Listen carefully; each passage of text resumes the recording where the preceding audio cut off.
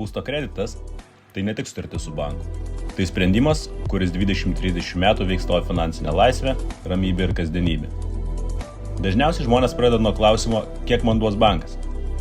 Bet daug svarbesnis klausimas, kiek man saugu skolintis.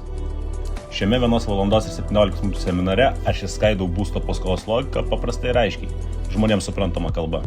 Parodau, kuo skiriasi anuiteto ir linijinio paskolos grąžinimo metodai, kaip realiai veikia Euribor ir kaip jis keičia paskolos įmokas, koks paskolos terminas yra naudingiausias šiandien ir kodėl maksimali suteikiama kredito suma nebūtinai yra protingas sprendimas. Seminare ne tik kalbu, bet ir rodau skaičiavimus. Po seminaro įsigijimo tu gausi ir būsto kredito skaičiuoklę, kad galėtum pats modeliuoti skirtingus scenarius ir priimti sprendimą ramiai. Šis seminaras ne apie svajonių namus, jis apie atsakomybę, skaičius ir ilgalaikį stabilumą. Jei planuoji imti būsto paskolą, pasiruoš taip, kad sprendimą priimtum ne iš emocijos, o iš supratimo.